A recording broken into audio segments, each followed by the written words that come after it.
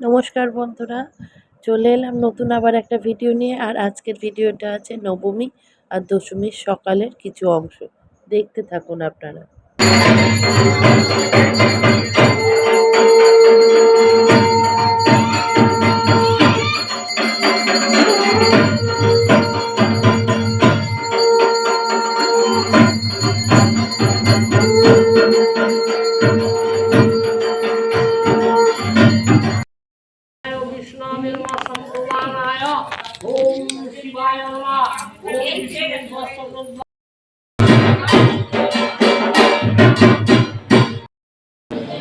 Home complete আজকে নবমীর মতো।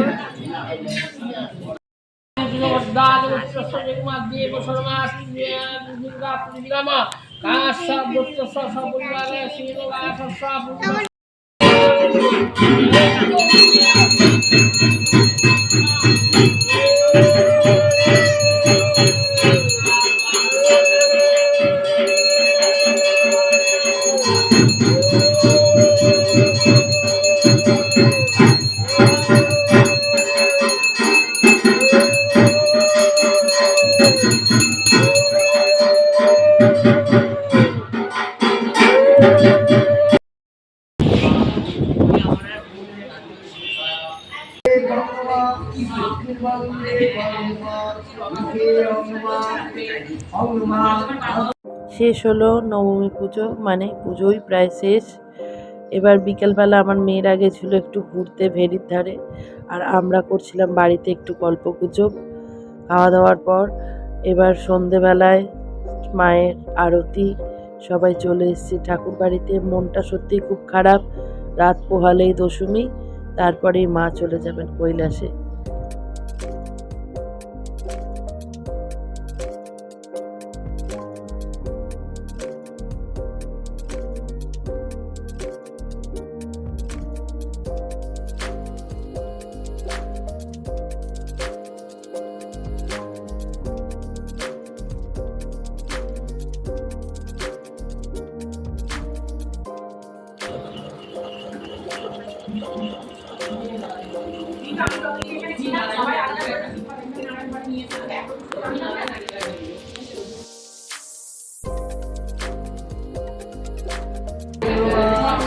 আমাদের চাঁদমারাটার ওষুধটাকে দিয়ে দিয়েছে হাতে। আমাদের চাঁদমারাটা অসুরের হাতে গেছে, আর গণেশের হাতে নেই, ওটাকে অসুরকে দিয়ে দিয়েছে। দুটো আছে, মা লক্ষ্মী দুটো নিয়েছে। ও মা লক্ষ্মী দুটো নিয়েছেন।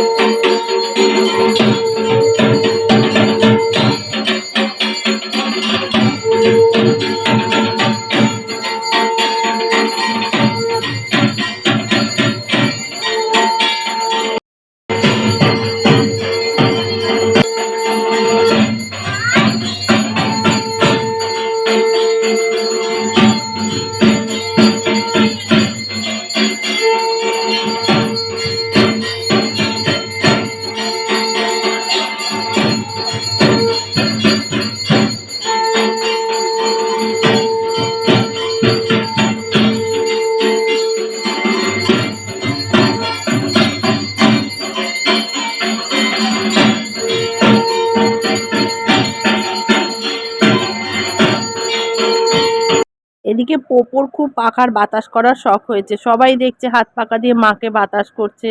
ও ছোট দাদাইকে বলতেও পারছে না ভয়, সেই জন্য একটু ছোট্ট পাখা দিয়ে ও মাকে বাতাস করছে। দেখতে দেখতে চলে এলো সেই মন খারাপের সময়।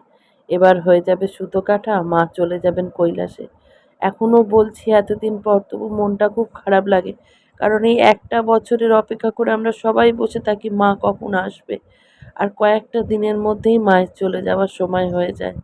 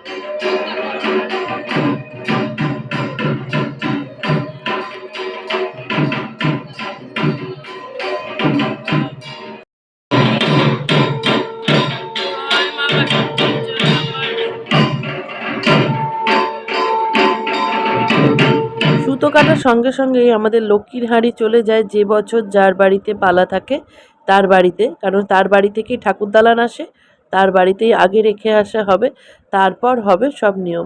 লক্ষ্মীর হাঁড়ি তো না হলে সপ্তমীর দিন আমাদের ঠাকুরদালানে আসে, যার বাড়িতে থাকে সেই বাড়ির বউ এসে ঠাকুরদালানে লক্ষ্মীর হাঁড়ি নিয়ে আসবে, এসে লক্ষ্মীকে পেতে সাজিয়ে দিয়ে যাবে, আর দশমীর দিন গুরুদেব দিয়ে আসবে।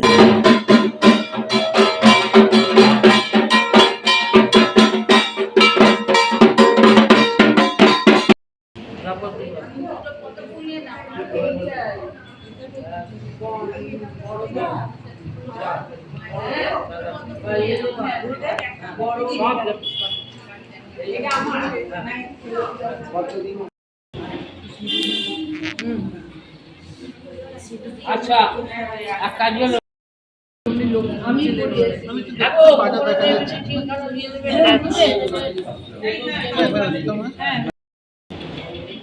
এদিকে তাকাও,